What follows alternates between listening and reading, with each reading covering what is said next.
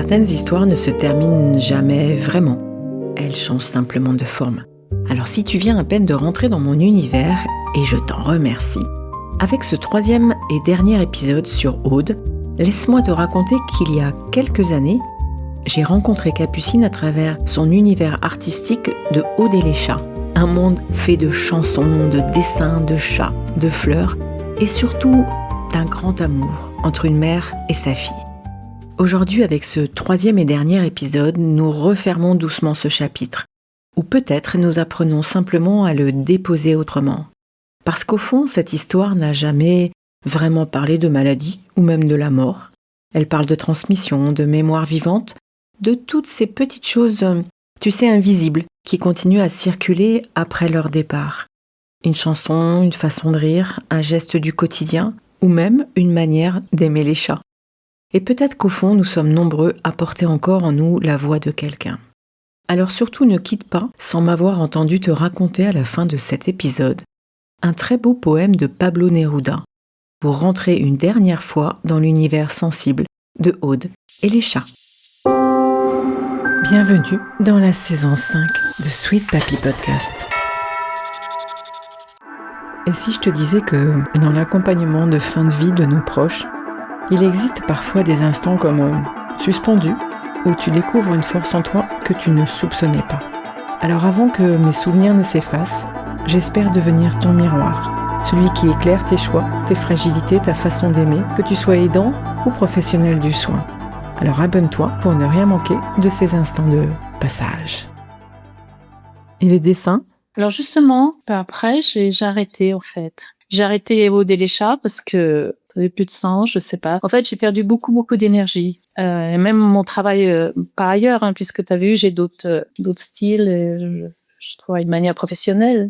C'est comme si j'avais perdu mon énergie, mon envie, mon goût. C'est sans doute une petite dépression, je sais pas. Mais moi qui dessinais toute ma vie, qui aime tant ça, bien, comme si ça m'intéressait plus. Mais ça va peut-être revenir, hein. Oui, mais différemment, sur autre chose. Quelque part. Et c'est comme si j'avais vieilli d'un coup. Déjà, je me suis laissé mes cheveux gris. C'est comme si j'avais pris la place de ma mère ou mes parents. C'est-à-dire que ça y est, maintenant, c'est moi, même dans l'ordre de la famille, voilà, qui va vers la mort. Je suis propulsée vers la glissade, vers la vieillesse, la mort. Alors qu'avant, non, il y a toujours quelqu'un devant. Donc, les dessins, c'est un peu la même chose. Quoi bon. Et est-ce que tu as envie de lui ressembler ? À ma mère ? Oui, dans ce chemin vers la vieillesse. Ah oui, je pense que c'est bien, parce qu'elle a adoré la vie jusqu'au bout. Enfin, ça vient peut-être aussi du fait que je m'en suis bien occupée. Mais ma mère aimait beaucoup la vie. Et c'est vrai que c'est un exemple par le fait qu'elle chantait tout le temps. Les chats, les pauvres chats qui sont restés dans la maison, enfin, non, dans le jardin. Il y a des dépendances. Je sais qu'ils ont des lieux pour se coucher. Il y a le voisin qui vient amener de la nourriture. Et j'y vais souvent, donc je les caresse, je leur donne plein d'affection. D'ailleurs, il y a eu une chatte qui, les voisins m'ont dit que pendant des mois et des mois, elle a miaulé de tristesse quand ma mère est. Ils en pouvaient plus, les voisins. Parce que des journées entières, elle miaulait de tristesse. Donc oui, je trouve que c'était très bien qu'elle soit entourée de ces chats qui donnaient beaucoup d'affection, ces chansons, le jardin, où elle adorait ça. Toi ? Oh, mais t'as vu ici, c'est merveilleux, ce jardin, chat, on est vraiment heureux, la vie est belle. Elle adorait la vie, quoi. Donc c'est forcément un exemple. Oui, et toi, tu as apporté ta fleur, ta fleur dans tout ce bouquet pour elle. Parce que c'est vrai que ma mère détestait être emprisonnée. Enfin, tu vois, elle n'a pas fait des grandes études parce qu'il aurait fallu qu'elle aille à Nantes en internat à l'époque. C'était pas possible pour elle. Et aussi, elle était dans une école religieuse, c'était la seule qu'il y avait. Les bonnes sœurs voulaient qu'elle soit bonne sœur aussi. Et ma mère disait, ah non, c'est pas possible, moi je me sauverais et tout. Et on se disait, si elle devait aller en maison de retraite, elle disait, ah non, si on met en maison de retraite, moi de toute manière, je me sauve. Et voilà, pour elle, l'important c'était qu'elle soit chez elle et d'être libre. Enfin, c'est un peu le cas de tout le monde. Mais finalement, c'est ce que tu lui as apporté. Malheureusement, pas toujours. En étant près d'elle comme ça, même si tu t'es sacrifié, entre guillemets, tu lui as apporté sa liberté jusqu'à la fin de sa vie. C'est sûr. Et puis, je savais qu'après, je ne la reverrai plus jamais. Donc, ça a été précieux pour moi aussi. Parfois, on ne fait pas les choses que pour soi, on fait aussi pour les autres. Et je pense que quand je faisais mes dessins au Déléchat et que je m'occupais de ma mère, j'étais aussi en contact avec beaucoup d'aidants, des personnes qui vivaient comme moi, qui se sentaient comme moi. Alors que maintenant, j'avoue que moi, j'ai besoin de quitter un petit peu cet univers pour me reconstruire quelque part. Quel univers te plairait aujourd'hui qui pourrait rassembler ce que, pas forcément la vieillesse ou les parents, etc., mais qui pourrait rassembler cet univers de cœur et de bienveillance? Je ne sais pas. Vraiment, je sais pas du tout. T'es pas Je arrivé me dis, je jusque-là continue. Ouais. Voilà, la vie continue de toute manière, mais j'ai pas vraiment d'idée. Sur le travail? Malheureusement, puisque j'ai beaucoup moins d'énergie dans le travail et que, en général, ça a toujours été moi qui donnais envie aux autres de me faire travailler parce que je montrais des choses et que je le fais plus. Forcément, le travail s'est un peu aussi arrêté. Je pense que j'ai juste besoin de m'arrêter, moi, de me reposer. J'ai pu transmettre par les dessins de Odécha. Alors, on me dit, mais il faut que tu en fasses un livre, il faut que tu montres à telle association, etc. Mais j'avoue que même ça, pour l'instant, je dois beaucoup de courage. J'ai les yeux qui fatiguent aussi. Beaucoup travaillé dans ma vie, pour dessiner, sur les écrans et même autrement. Et voilà, je crois que je suis fatiguée pour l'instant et je sais pas combien de temps ça va durer. On est au maximum, et on est heureux. Enfin, c'est difficile. Mais après, voilà, le corps, l'esprit, il a besoin de s'arrêter, il a besoin de s'occuper de soi, ou de rien faire, ou de, voilà, petit à petit reprendre la force. De souffler. Donc, c'est ce qui se passe en ce moment pour moi. C'est intéressant que tu le dises. Que tu le poses, en disant, voilà, aujourd'hui, j'ai besoin de m'arrêter, j'ai besoin de souffler, j'ai besoin de faire le point, mais ça m'empêche pas d'avoir tous les bons souvenirs de ce qui s'est passé et de ne garder que les bons souvenirs, finalement. Ça, c'est ce qui est le meilleur pour moi, pour le corps, pour la conscience. Mais je l'ai fait dans le bonheur. C'est ça serait ça ton message? Oui. Et ça m'a appris. Je trouve que s'occuper des autres, ses parents ou n'importe, tout ce qu'on fait d'ailleurs, c'est politique. C'est pas juste quelque chose, voilà, on a besoin de ses parents.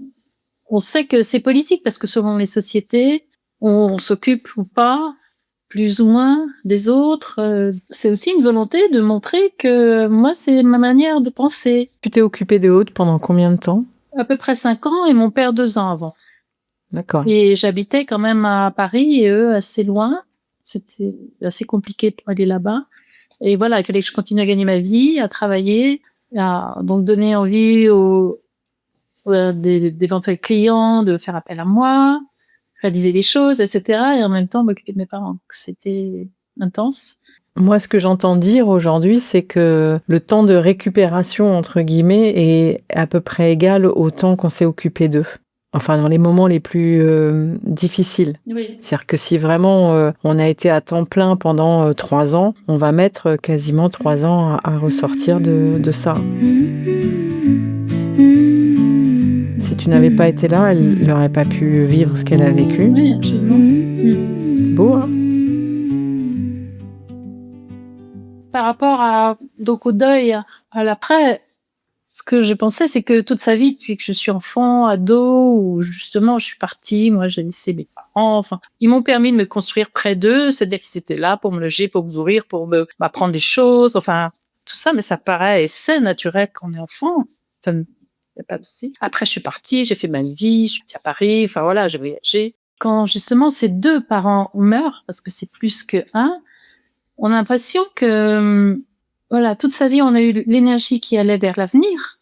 C'était normal. Et quand ça s'arrête, par exemple, avec ma mère, c'est-à-dire que, qu'est-ce qu'on en fait de cette énergie? Parce que là, on pense qu'à des gens du passé. Tu vois, et cette histoire, c'est pour ça qu'au début, j'ai continué à avoir envie de dessiner, peut-être d'en faire un livre pour que, voilà, je sois encore dans l'avenir, quoi, dans le futur, avec cette expérience. Mais en fait, bon, pas le courage, je suis fatiguée, mais il y a ce sentiment de qu'est-ce qu'on fait maintenant? Comment on glisse en effet à son tour vers la mort? Enfin, ou au contraire, parfois je me dis il faut que je pense que je suis libérée quand même d'un poids. Parce qu'à l'époque, moi aussi, temps en temps, je disais, mais vivement que ça se finisse, parce que moi, j'en peux plus. Ça devait durer quelques mois, m'avait dit, vous savez, votre mère, quelques mois, c'est vrai qu'elle avait fait mourir, etc. Après, peut-être 1 an, etc., etc. Et puis 5 ans, et tant mieux. Mais c'est vrai que on culpabilise de penser qu'on a envie que ça s'arrête, et puis après, quand ça s'arrête, eh bien, on est un peu perdu. Enfin, moi, j'avoue que je suis un peu perdue.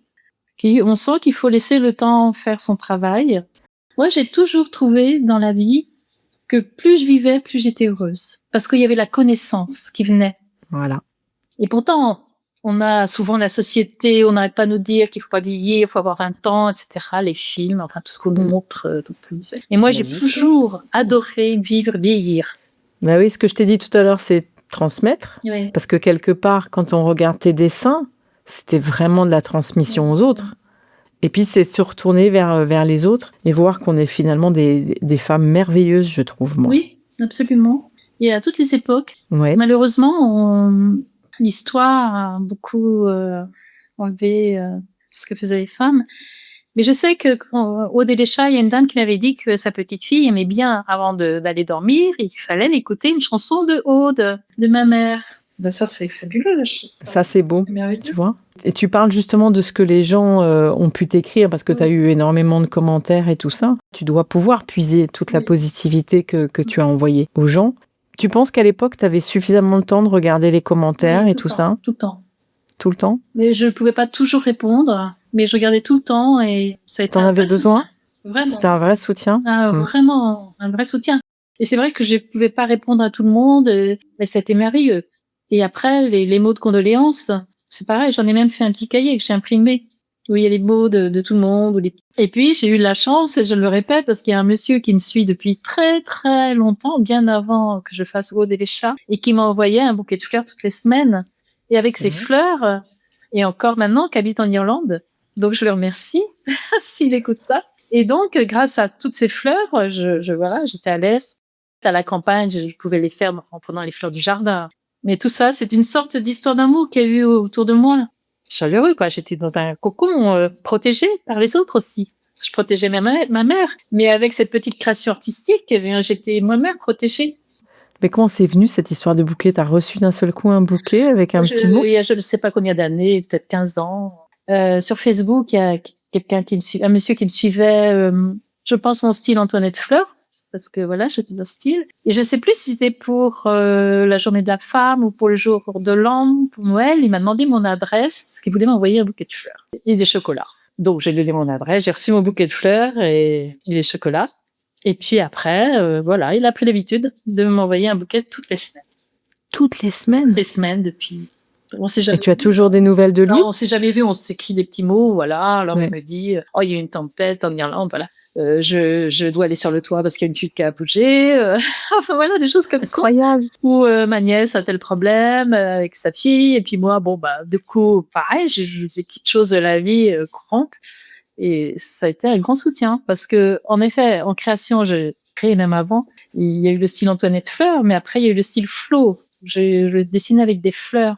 Et donc, c'est vrai que ça m'a beaucoup aidée. Parce qu'en fait, le style flow, je reviens à ma création artistique. Le style flow, c'est venu du fait que je me suis retrouvée à Vieille-Vigne, donc ce petit village ouest de la France, pour m'occuper de mon père. Et j'étais là, je marchais autour du lac, je disais, oh là là, moi qui travaillais tant à Paris, c'était top. Je faisais des créations, j'exposais, et là, je me retrouve là. Alors, c'était ma volonté, mais quand même, j'étais un peu triste. Et donc, c'était l'hiver.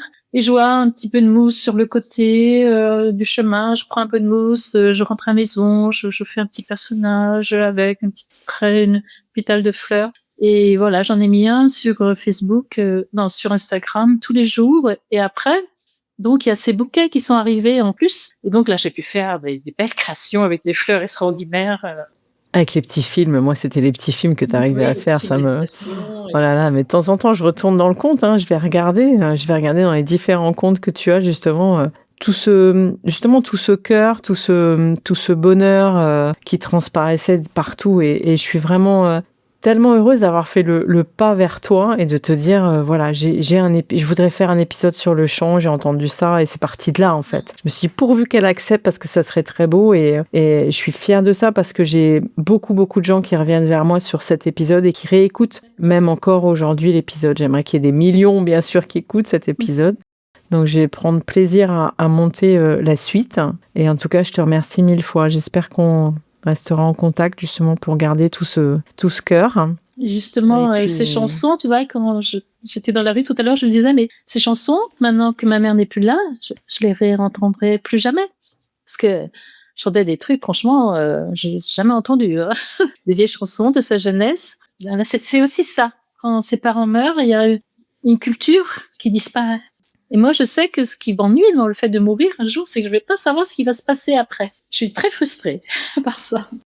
Je sais que mes parents disaient, ce qui nous frustre le plus de mourir, c'est qu'on ne saura pas ce que nos petits-enfants deviennent, ce qu'ils auront fait dans la vie, voilà. On les connaît petits, puis après... C'est la vie. C'est la vie. Mais merci en tout cas, vraiment, de m'avoir invité sur ton podcast. Au commencement, les animaux furent imparfaits, longs de queue et tristes de tête. Peu à peu, ils évoluèrent, se firent paysages, s'attribuèrent 1000 choses, grains de beauté, grâce, vol. Le chat, seul le chat, quand il apparut, était complet, orgueilleux, parfaitement fini dès la naissance, marchant seul et sachant ce qu'il voulait. L'homme se rêve poisson ou oiseau, le serpent voudrait avoir des ailes. Le chien est un lion sans orientation. L'ingénieur désire être poète. La mouche étudie pour devenir hirondelle. Le poète médite comment imiter la mouche. Mais le chat, lui, ne veut qu'être chat. Tout chat est chat, de la moustache à la queue, du frémissement à la souris vivante. Du fond de la nuit à ses yeux d'or. Il n'y a pas d'unité comme lui, ni lune, ni fleur dans sa texture. Il est une chose en soi, comme le soleil ou la topaze, et la ligne élastique de son contour, ferme et subtile, est comme la ligne de proue d'un navire. Ses yeux jaunes laissent une fente où jeter la monnaie de la nuit. Ô petit empereur sans univers, conquistador sans patrie, minuscule tigre de salon, nuptial sultan du ciel, des tuiles érotiques tu réclames le vent de l'amour. Dans l'intempérie, quand tu passes, tu poses 4 pieds délicats sur le sol, reniflant, te méfiant de tout ce qui est terrestre, car tout est immonde pour le pied immaculé du chat.